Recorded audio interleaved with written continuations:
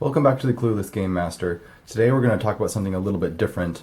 My last 6 videos were about essential kind of core principles I think that most Game Masters should know. And today I'll be talking about something more specific.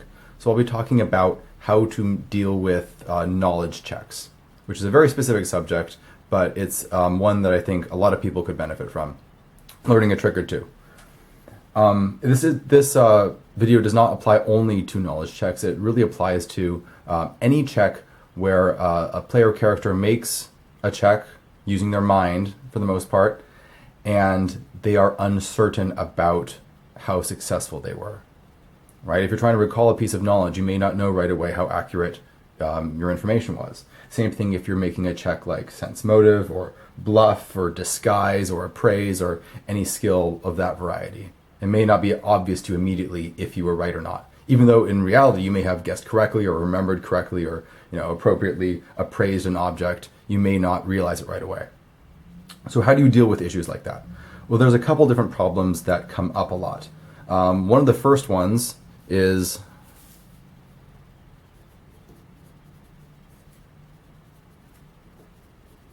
everyone rolls. This happens a lot. Let's call this problem 1. Where you need to make a knowledge check and everyone in the party will make a knowledge check on that subject. Everyone will roll history or what have you. The problem with this is that it tends to create too many rolls and it makes it very difficult to fail on some of these knowledge checks, especially if everyone has a lot of history knowledge. So a good solution to this is to make only one player roll. One player gets to roll and the other players can help.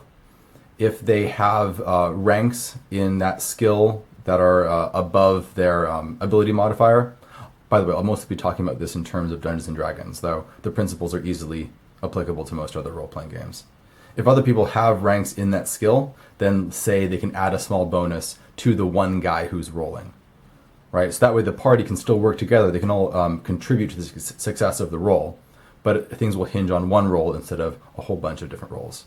That streamlines the process and makes things a little bit more interesting. So instead of everyone rolls, only one person rolls.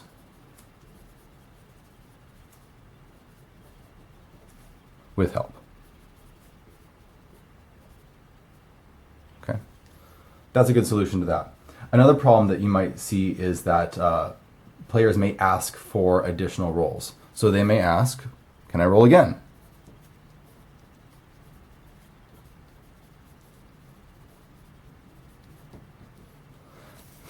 And the answer to this is always no. You cannot roll again. This goes back to one of my earlier videos where I talked about the principle of let it ride.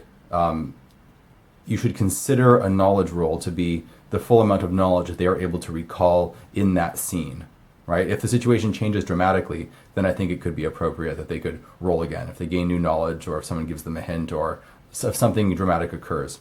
But for the most part, they've considered all of their reservoirs of knowledge throughout this scene. They've done the best that they can. Everyone else has contributed what they know about it, and this is what they've come up with.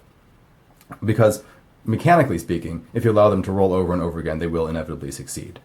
So the best way to explain that is these rolls cover the entire scene. This knowledge roll covers the whole scene, so this is all that they know about it. So solution to that is simply let it ride.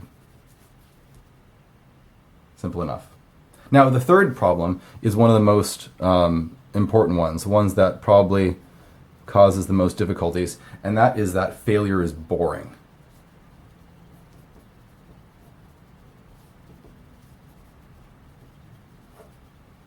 Okay, so what do I mean by that?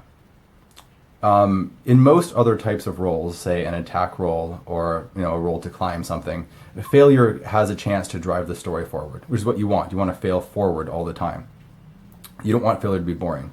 However, if you fail on a knowledge check, most game masters, including myself, I've done this in the past as well, have the tendency to say, no, you don't know, you don't understand, you don't remember, right? It doesn't come to mind.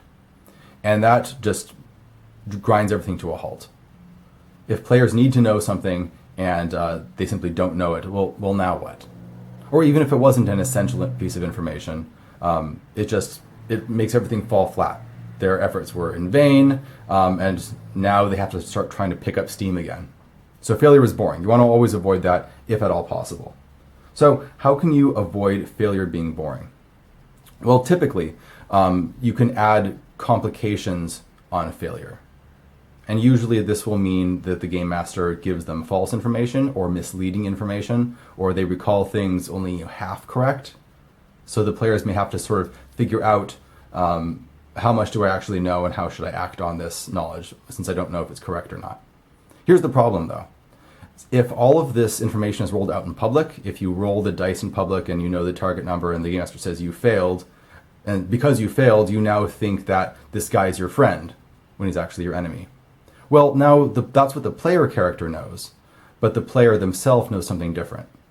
Now, if they're a good player, if they know how to roleplay, they might just suck it up and say, well, that's what my player knows. I'm going to make my player act based on the information that he has, even though I, the player, know differently. And that's absolutely fine. The problem with that is that it tends to remove some player agency, right? If your player character knows something, believes something rather, and is going to act on it, even though it's false, you don't feel like you really have a choice in his actions anymore. The thing has kind of gone onto a railroad, and that character is simply doing what he's going to do, and you no longer have any control, which I feel takes away some player agency, and you don't want to do that either. So the trick is to find a way to manage this, that the players will not necessarily know if they've succeeded or failed. And there's a couple simple ways of doing this.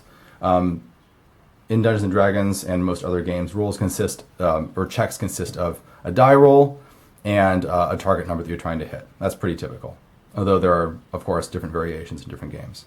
So you can hide the success or failure of the action by removing one of those pieces of information. So one solution is hide the die roll.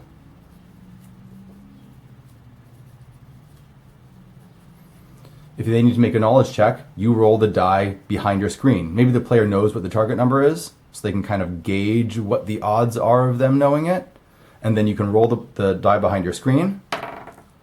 Say it's a 7, and say their knowledge is only 3, it doesn't hit the target number. You can then tell them either the truth or a lie.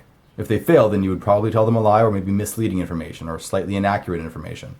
Preferably information that will make things interesting, right? That'll pull the story off onto an interesting track, get them into a bit of trouble.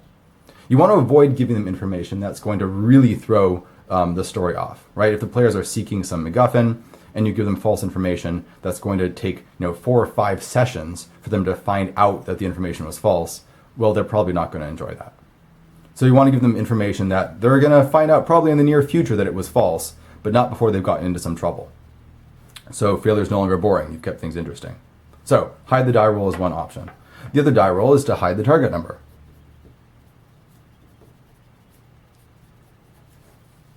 The downside of hiding the target number is that players can usually guess what the target number is based on how obscure the knowledge is or how difficult the task is.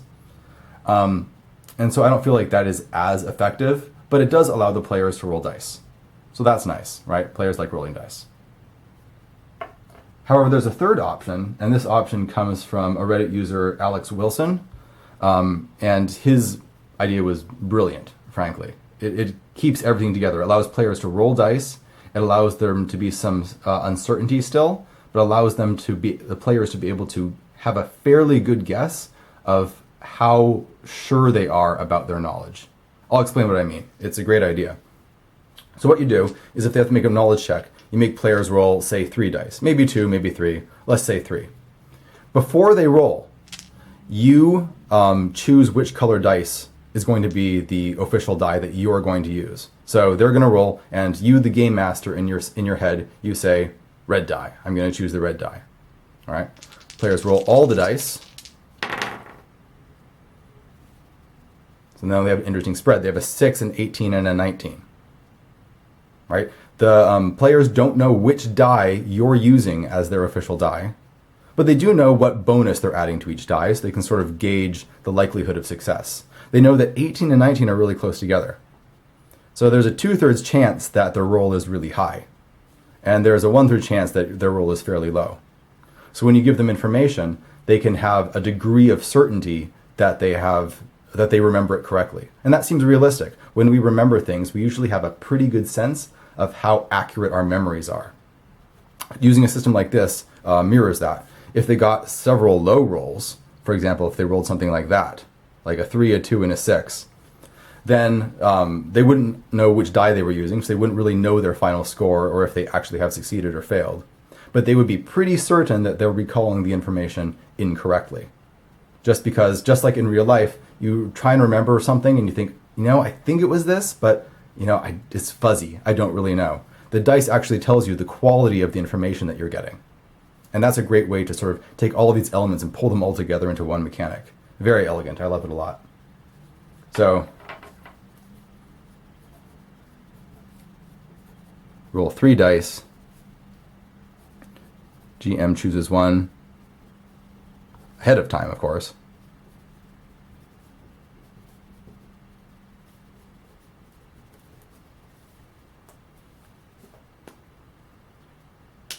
So I hope this information is helpful. These are a couple of tricks that you can use. I especially like this one. I recommend some people try it out and tell me how it works.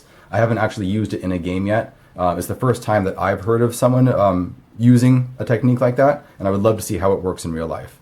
But for sure, you definitely want to try and make these types of rolls, knowledge rolls, bluff, disguise, appraise, sense motive, make more interesting. You want the players to have a degree of certainty or uncertainty as to how well they've done, and then you want them to be able to explore that and find out for sure what their information is right or wrong by exploring the world and exploring the ramifications. Hopefully, getting themselves into a little bit of trouble if they remember things wrong. That'll keep your games interesting, and it'll keep even things like knowledge rolls a dramatic moment that can pull the story in different directions. I hope this video is helpful for you. I will link to Alex Wilson's original comment and to the Reddit thread where this discussion took place, so you can look up more ideas. Feel free to comment below. Do you have techniques that make these sorts of things more interesting? Do you have tricks up your sleeve that your players are never sure about what's true and what's false? Do you have ways to make players more paranoid? One thing I didn't really cover here is not knowledge rolls, but perception rolls. I feel like perception rolls are similar, but they're kind of their own thing, and I feel like I should do a separate video to really cover tips and tricks about that. I'm still thinking about it, though. It's a tricky subject. But let me know also about perception rolls if you have interesting ideas for that. So like I said, like, subscribe, add a comment below, and thanks for watching.